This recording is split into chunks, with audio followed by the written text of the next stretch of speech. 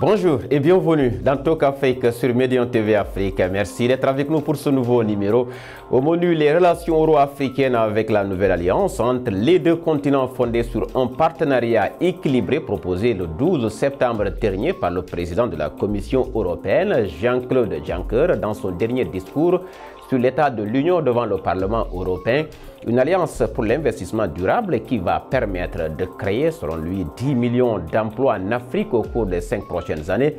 Comment refonder justement cette relation Europe-Afrique dans une perspective de partenariat gagnant-gagnant? Pour en parler, je reçois sur ce plateau Mamadou Mignane Diouf. Bonjour. Bonjour. Vous êtes le coordinateur du Forum social sénégalais. Merci d'être avec nous. C'est moi qui vous remercie. Avec nous également sur ce plateau, Dr Bara Amar, enseignant-chercheur en droit public à l'université de Bambey, dans le centre du Sénégal, c'est bien cela. Également spécialiste des questions de la CEDEAO. Merci d'avoir accepté notre invitation. Bienvenue. C'est moi qui vous remercie. Alors, merci donc, monsieur. L'Afrique n'a pas besoin de charité, elle a besoin de partenariat juste et équitable, dixit le président de la Commission européenne. Alors, Mamadou Mignane Diouf, comment appréciez-vous cette nouvelle alliance fondée sur un partenariat équilibré tel que prôné par la Commission européenne? Je vous remercie. Je pense que je fais partie de ceux qui sont sceptiques dans les relations euro-africaines, tant que c'est fondé dans le sens que le veut la Commission aujourd'hui. À mon avis, dans sa phrase, ce que je vois, c'est beaucoup plus tôt, il fallait dire, l'Afrique a besoin beaucoup plus d'autonomie, de souveraineté. D'être souveraine de ses ressources, de ses politiques, de ses plans, avant de penser à un partenariat autre. Il n'y a pas de partenariat équilibré dans les relations internationales. Justement, comment l'Afrique doit-elle être souveraine compte tenu de tout ce qu'on a vu avec la course aux matières premières africaines qui s'est ouverte depuis quelques années? Pour que l'Afrique soit souveraine sur ses ressources, il faut que d'abord l'Afrique ait des leaders qui comprennent qu'il n'y a pas d'amis dans le monde, dans les relations internationales et dans la diplomatie, et que donc ces leaders se battent pour défendre l'Afrique et en faire d'abord leur priorité avant de l'ouvrir au reste du monde, en consolidant d'abord les relations afro-africaines, c'est-à-dire en bâtissant des relations africaines d'abord fortes, à défaut d'aller vers un État africain fédéral, créer de grands ensembles sous-régionaux comme Senghor l'avait prédit, avant de penser donc à s'ouvrir au reste du monde. Mais tant qu'on est balkanisé sur 54 micro-États, on ne peut pas penser que ces États peuvent nouer des relations équilibrées, équitables, avec les grands ensembles du monde que sont l'Union européenne. 27 États aujourd'hui, après le Brexit. Est-ce que vous pensez donc que la Gambie, le Sénégal, pour nouer des relations équitables avec 27, 26 États? Ce n'est pas possible. Au contraire, ça va être des relations d'exploitation, de domination et d'expropriation de nos richesses, de nos valeurs, qui vont être à la limite prises entre nos mains et envoyées sur le marché international avec des valeurs ajoutées que nous ne contrôlions pas. Dans ces conditions, je ne vois pas comment l'Afrique peut être gagnante dans de telles relations. Alors, docteur Bara Amar, M. Diouf l'a dit, l'a évoqué tantôt, ne plus compter surtout sur l'Europe d'un point de vue de donneur d'aide au développement. Aujourd'hui, on parle donc de cette forme de partenariat entre les deux continents, Europe et Afrique. L'Afrique doit d'abord être souveraine. À votre niveau, aujourd'hui, vous pensez que cette forme de partenariat ne peut pas être avantageuse pour le continent? Oui, ça peut être ce partenariat peut être avantageux pour le continent dans la mesure où si les États africains comprennent ce qu'ils représentent. Donc en fait, l'Afrique, ce qu'elle représente aujourd'hui, les gens, donc Cheikh Anta Diop avait développé que c'est le berceau de l'humanité, mais les Européens ont également compris, et les Asiatiques, y compris la Chine, que l'avenir du monde, c'est l'Afrique. Mais on dirait que les Africains ne comprennent pas cela. Donc là, l'Europe, pour s'ouvrir, c'est d'abord organiser. Donc on est passé de l'Europe des 6, donc j'enseigne donc un cours comme ça, l'Europe des 6 à l'Europe des 28, avec le retrait donc de la Grande-Bretagne. Et l'Afrique, si vous voyez notre niveau d'intégration, donc elle est du niveau lacunaire. Et là, donc, on veut, le petit Sénégal, si vous permettez le mot, donc veut coopérer avec la grande Europe, donc des 28, donc c'est en fait un peu donc, utopique à la limite. L'Afrique, pour pouvoir bénéficier donc, des relations internationales, doit s'organiser, rationaliser son intégration économique d'abord et de devenir... Cette dynamique avec la zone de libre-échange continentale, elle est dans cette dynamique de pouvoir s'organiser à l'interne avec un marché intérieur pour un peu compétir avec les entreprises européennes. Ce n'est pas... Oui, en fait, il faut faire la différence. Lorsqu'on parle donc d'intégration, il y a ce qu'on appelle l'union douanière et la zone de libre-échange.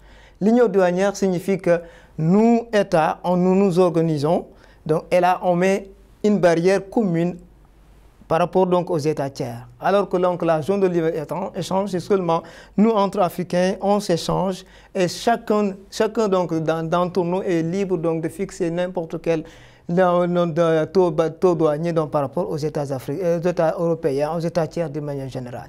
Donc, de ce point de vue, il va falloir donc qu'on réfléchisse, qu'on soit ambitieux dans notre logique donc, de développement. Et là, si l'Afrique veut réellement occuper une place donc qu'elle mérite donc, dans le commerce international, il va falloir qu'elle s'organise. Et moi, je vois que la voie de l'intégration est la mieux à même donc, de nous amener là-bas. Et là, donc, on ne fait que, nous sommes toujours dans les déclarations. Voilà, donc à chaque sommet, il y a un président déclare, donc ceci, cela, donc les agendas de l'Union africaine, tout ça. Alors que l'Europe s'est organisée. Imaginez, l'Europe a commencé en 1957 avec 6 États. 6 États avec la France et l'Allemagne, donc en fait, comme donc, en fait, la tête de peloton, si vous vont passer le mot. Et là, la France, l'Allemagne ont réussi à créer donc une Europe forte. Et dans les échanges internationaux, ce n'est plus la France qui négocie directement, c'est l'Union européenne. Ici, c'est le Sénégal, c'est la Gambie, donc là, qui négocie de façon individuelle. Alors que si les 54 États membres donc, en fait, de l'Union africaine se réunissaient à avoir donc la même position, on va poser sur les négociations internationales. Alors, M. Diouf, vous parliez tantôt des relations afro-africaines et pourtant dans cette nouvelle alliance, l'Union européenne souhaiterait faire évoluer les accords commerciaux entre les deux continents avec une zone de libre-échange de continent à continent en plaidant ou en tenant compte de la ZLECA au lieu des accords de partenariat économique. Un début de solution, non? J'ai coordonné la campagne contre les accords de partenariat pendant 5 ans en Afrique de l'Ouest et participé aux négociations entre l'Union européenne et la CEDEAO pendant 5 ans. Et nous étions formels, les APE n'étaient pas bons pour l'Afrique et pour les pays ACP. Et quand à l'époque, M. Ouad a pris la parole au Portugal pour dire qu'il n'était pas d'accord de signer ces accords, nous avions gagné une bataille mais pas une guerre. La guerre continue. La zone de libre-échange dans le monde mondialisé, dans un marché où la liberté de commerce est devenue aujourd'hui une sorte de boussole, l'Afrique a y gagné mais a aussi beaucoup à perdre. C'est un couteau à double tranchant. Mais à mon avis, avant d'aller dans une zone de libre-échange... Qu'est-ce que l'Afrique peut gagner de ce partenariat? Parce que vous parlez de couteau à double tranchant, l'Afrique peut gagner comme elle peut également perdre. Qu'est-ce qu'elle peut gagner concrètement? L'Afrique ne peut pas gagner dans un partenariat économique actuellement, au moment où nous parlons avec l'Europe. Elle ne peut pas. L'Europe est dans un marché européen, dans une politique européenne, avec une assemblée européenne, avec un parlement européen, avec des décisions qui se prennent après une concertation, avant que Merkel ne décide de ce que l'Allemagne va faire. Et elle en part d'abord avec aujourd'hui M. Macron. Et à deux, ils essayent, comme le disait le docteur tout à l'heure, en tant que tête de file de la locomotive, ils essayent de convaincre les autres. Ce n'est pas le cas aujourd'hui. L'Europe vient négocier directement avec chaque pays africain parmi les 54 pour voir qu'est-ce qu'elle gagne. Je continue à penser que la Gambie, le Sénégal, le Mali, le Burkina Faso, le Zimbabwe, le Kenya, pris individuellement, ne peuvent rien gagner dans une négociation commerciale avec l'Europe pris globalement. Il faut donc bâtir d'abord une forte union africaine douanière, un fort consensus d'unité des politiques de développement, des politiques agricoles, des politiques industrielles, avant de dire maintenant, une fois que tout cela est consolidé dans la maison mère, on s'ouvrirait avec des conditions d'ouverture tout en protégeant les secteurs où il faut protéger. L'Amérique est ouverte au monde. L'Amérique est aujourd'hui au marché mondial. Mais il y a des choses que l'Amérique protège et sur lesquelles il n'ouvre jamais son marché à quelque État que ce soit. Israël, petit de par les dimensions, il y a des choses qu'il n'ouvre jamais au reste du monde. C'est tellement vrai qu'aujourd'hui, toutes les puissances du monde cherchent à avoir des conférences avec l'Afrique. Nous sortons de la conférence Chine-Afrique, où on est parti 54 chefs d'État. Chacun descend en avion, 54 avions sur le tarmac de la Chine. Ça sert à quoi? Alors qu'à la place, on pouvait voyager dans un avion qui prendrait ceux de l'Afrique de l'Ouest, ceux de l'Afrique du Nord, ceux de l'Afrique de l'Est, ceux de l'Afrique centrale, et on aurait économisé.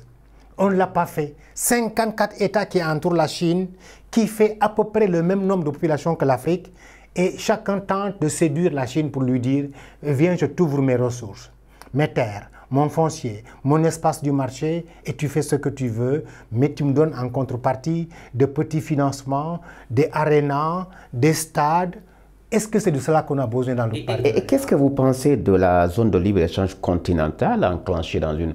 l'avenir est très proche. Vous pensez que ça ne peut pas contrebalancer un peu le marché? À condition d'abord qu'on s'entende qu'avant d'être dans une zone de libre-échange, que nous créions une union douanière forte entre nous d'abord, et que nous développions une sorte de démarche d'État confédéré au moins dans certains secteurs. La diplomatie, le commerce, l'éducation, l'agriculture et la santé. Ne serait-ce que ces domaines de souveraineté, que nous ayons une démarche globale, parce qu'aucun État à lui seul pris individuellement ne peut défendre son agriculture dans le monde aujourd'hui où le marché est devenu un grand hub de commerce avec Dubaï, avec la Chine, avec les USA, avec l'Europe. Tant qu'on ne passe pas par cette voie pragmatique, organisationnelle et organisée de concertation et de consolidation panafricaniste, on va ouvrir notre Afrique là au reste du monde, alors que nous ne sommes pas sur le même niveau de production industrielle. Ils vont nous envoyer de le produit de mauvaise qualité, partie d'ailleurs de nos ressources naturelles qu'on a transformées quelque part ailleurs pour nous les envoyer. Vous voyez à Dakar, comme à Abidjan, comme à Bamako et à Conakry, combien de canettes de boissons vous voyez stampillées mangue, ananas. Ça vient d'où? D'ici, avec tout juste de la poudre de mangue, avec tout juste de la poudre d'ananas.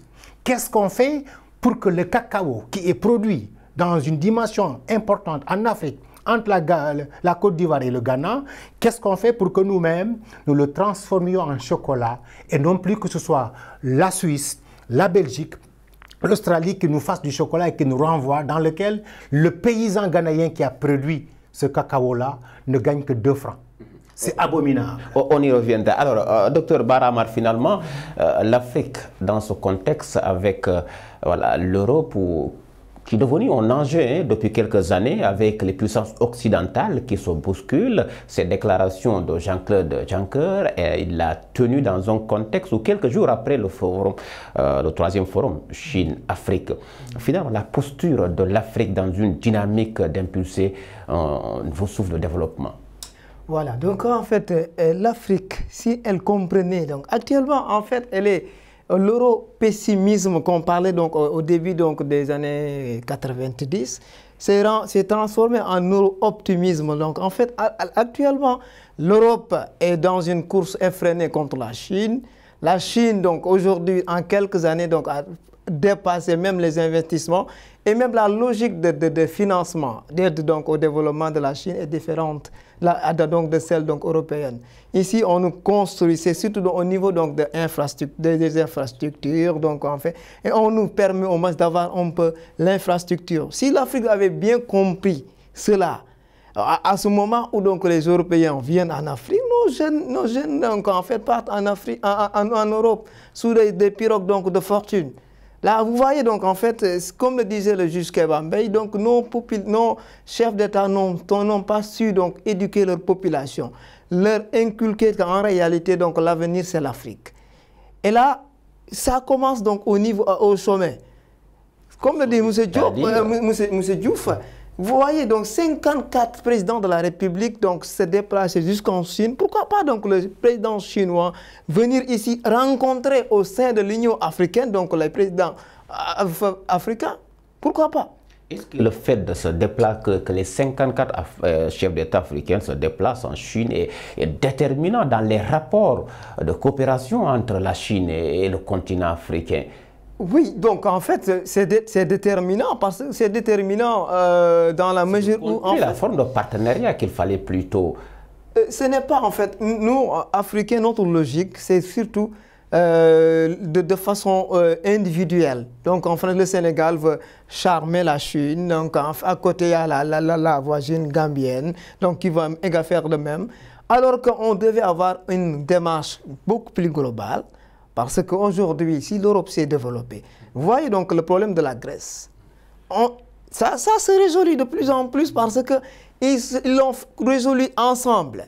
Et nous refusons l'ensemble. Par exemple, imaginons tout simplement dans une sous-région comme l'Afrique de l'Ouest, on a deux organisations qui jouent en fait le même rôle. La CEDEAO, l'IEMOA, alors que la l'IEMOA regroupe en réalité les mêmes États membres que la CEDEAO. Et pourquoi pas aller donc dans une logique de rationaliser cette intégration et de construire donc en fait une organisation sous-régionale beaucoup plus forte qui va promouvoir entre nous, sous-Afrique, les pays donc de l'Afrique de l'Ouest, donc en fait un développement d'abord sous-régional et avant donc d'aller donc sur le continental. Donc c'est pour moi donc en fait on a renversé donc en fait la tendance. On travaille à l'intérieur qu'il faut d'abord faire. Donc le sous-régional d'abord, enfin développer donc le sous-régional et venir maintenant signer donc une zone de libre-échange en vue donc d'aller donc dans une union douanière. Et là c'est l'union douanière qui va nous permettre d'avoir une union africaine à vrai dire. Alors, c'est clair. Un autre aspect de cette nouvelle alliance, on va rester dans le cadre proposé par la Commission européenne. On va en reparler avec Mamadou Mignane Diouf.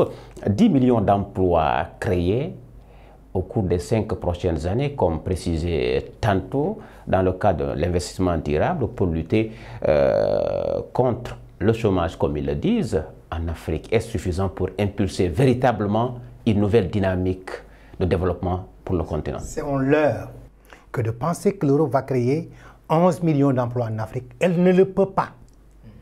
Elle ne peut pas. Même à travers les investissements. Écoutez-moi, elle ne peut pas. La France est actuellement en chômage. Oui. À quel niveau? L'Allemagne est en chômage. À quel niveau? La Belgique est en chômage. L'Italie. Est-ce que vous pensez que cette Europe qui est en chômage et qui cherche à combler son gap de chômage va fermer les yeux et dire, parce que je suis gentil, je vais ouvrir un partenariat qui me permet de créer 11 millions d'emplois en Afrique? Vous y croyez-vous en tant que journaliste? Donc, ce n'est pas possible, ce n'est pas vrai, ce n'est pas faisable. Pour que l'Afrique crée 11 000 emplois, il faut que les Africains s'organisent entre eux d'abord et créent des conditions d'accompagner le patronat africain. Un gouvernement ne crée pas d'emplois. C'est un État organisé qui accompagne un patronat qui est dans différents secteurs de l'industrie, de l'agriculture, de la pêche, etc., pour lui permettre à ce patronat-là de favoriser des conditions de création d'emplois avec une politique bien élaborée. L'industrialisation de l'Afrique, parce que vous parlez d'industrialiser, mais ça pose problème encore. On en parle, on en reparle, mais jusqu'ici, ça tarde à prendre forme. Mais c'est parce que nous n'avons pas des capitaines, des champions industriels soutenus par des États qui cessent de faire de la politique au quotidien, mais qui élaborent un programme pour les 50 ans à venir. Quel type d'industrie voulons-nous en Afrique?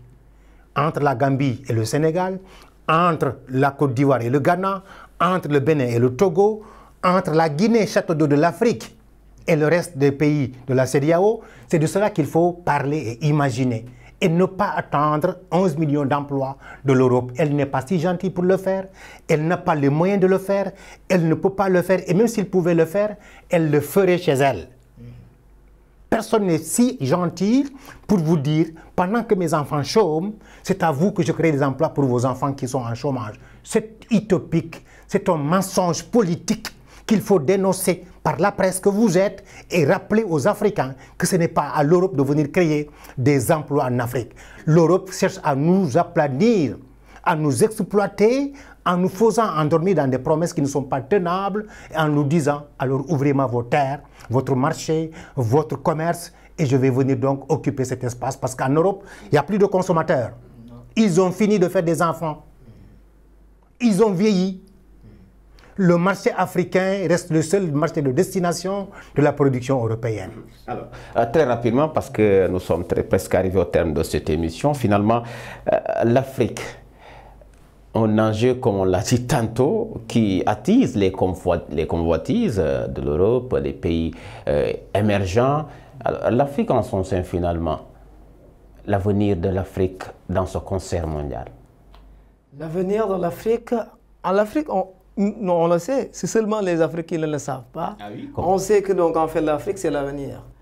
Actuellement donc en fait nous sommes dans une logique de découverte donc de matières premières. Donc en fait, matières premières, elles peinent encore à se positionner parce qu'il n'y a pas de transformation des matières premières. Voilà donc en fait, et pourquoi pas l'Afrique ne s'engage pas dans une entreprise d'industrialisation.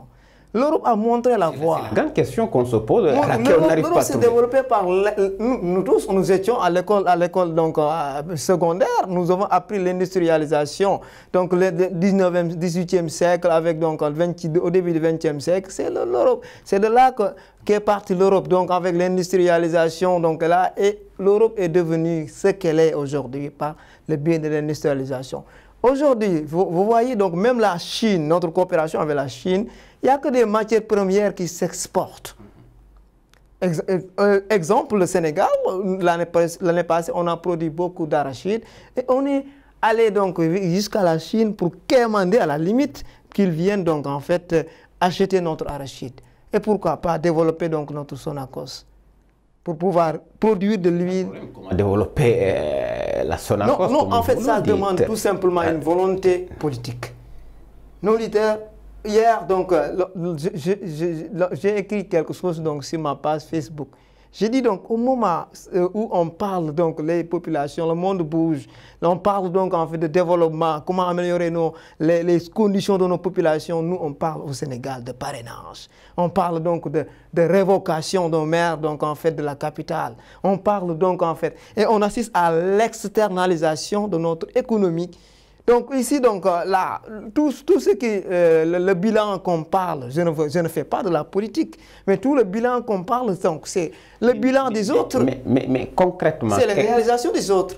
Oui, mais actuellement, donc, comme le disait donc en fait l'autre, quand la Chine se réveillera, donc en fait le monde bougera. Donc il est temps que l'Afrique se réveille. Et se réveiller, donc, et avoir donc des leaders.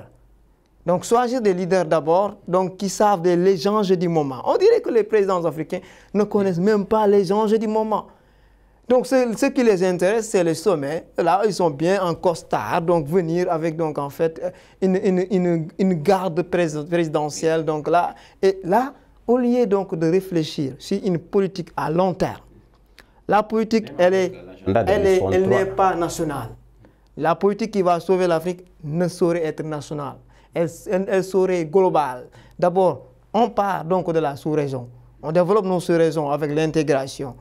Et là, une fois devenue forte, maintenant, comme le disait le président Senghor, l'enracinement et l'ouverture. C'est à ce moment qu'on peut parler donc d'une véritable ouverture, d'un véritable partenariat avec l'Europe. Mais actuellement, donc, l'Afrique se cherche. L'Afrique se cherche. Donc, merci donc, Bara. C'est la fin de cette émission Talk Afrique qui avait l'honneur et l'immense plaisir de recevoir sur ce plateau Mamadou Mignane Diouf, coordonnateur du Forum social sénégalais, avec nous également Dr Bara Amar, enseignant-chercheur en droit public à l'Université de Bambey, c'est dans l'Est du Sénégal, mais également spécialiste des questions de la CEDEAO. Merci à vous d'avoir été de notre grand. Merci également à vous de nous regarder. L'information se poursuit sur notre antenne Médian TV Afrique et Médian TV.